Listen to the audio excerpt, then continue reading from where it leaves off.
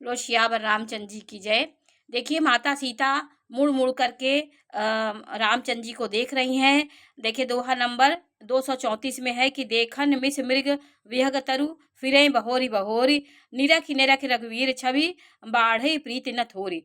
दोहा number 234 में है कि मृग पक्षी और वृक्षों को देखने के बहाने सीता जी बार बार घूम घूम कर श्री रामचंद्र जी को देख रही हैं। उनकी छवि को प्रेम कम नहीं हो रहा था, बढ़ ही रहा था, अर्थात बहुत ही बढ़ रहा था। जानी कठिन शिव चाप विसूरति चली राखी उर श्यामल मूरति। प्रभु जब जात जानकी जानी सुख स्नेह शोभा गुण खानी।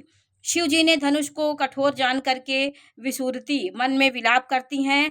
मन में ये करती है, उनके मन में हो रहा है विलाप, मन ही मन कर रही हैं कि इतना बड़ा धनुष ये कैसे उठाएंगे। श्री रामचंद्र जी की सांवली मूर्ति को देखकर माता गौरा जी चली। शिव जी के धनुष की कठोरता का स्मरण कर रही थी और चिंता हो रहा था कि ये सुकुमार रघुराज जी कैसे उनको तोड़ेंगे। पिताजी के प्रण की स्मृति से उनके हृदय में क्षोभ हो रहा था, इसलिए मन में विलाप कर रही थी। प्रेम बस ऐश्वर्य की विस्मृति हो जाने से ऐसा हुआ। फिर भगवान के बल का स्मरण किया उन्होंने कि अरे रामचंद्र जी ने तो सुबाहु को मारा, रामारिच को मारा, तारका को मारा। इस प्रकार की मन में उनकी छवि थी कि सांवली छवि को हृदय में धारण की।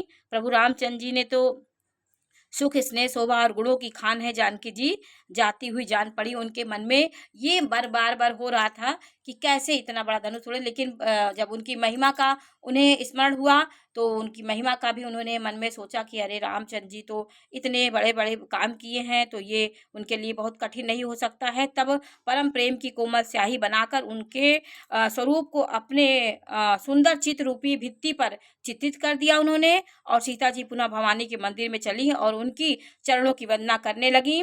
क्योंकि जब व्यक्ति एकदम व्याकुल होता है, उनके मन में कुछ समझ नहीं आता है, तो भगवान के चरणों पे गिरता है। तो माता सीता भी उसी प्रकार गई और ये स्तुति करने लगी कि जय जय गिरिवर राज किशोरी, जय महेश मुखचंद्र चकोरी, जय गजवदन खड़ानंद माता जगत जननी जाम दामिनी दुदिकाता, नहीं तब आदि मध्य अवसाना अमित प्रभाव वेद नहीं जाना, भव भव विभव पराभव कारिणी विश्व विमोहन सुवस विहारिणी, पति देवता सुतीय महु मातु प्रथम तब रेख महिमा अमित रस सकई कही सहस शारदा शेष। 235 दोहे में उन्होंने कहा कि तुम पति को इष्ट देव मानने वाली माता गौरा, आप मुझ पर कृपा करें। प्रथम गणना आपकी होती है, आपकी महिमा हजारों सरस्वती और शेष भी नहीं कह सकते। इसलिए सेवत तोई सुलभ फलचारी वरदानी पुरारी पुरारी। उन्होंने कहा कि त्रिपुर को मारने वाले शत्रु शिव जी की परम प्यारी हो और मनुष्य मुनि सभी आपको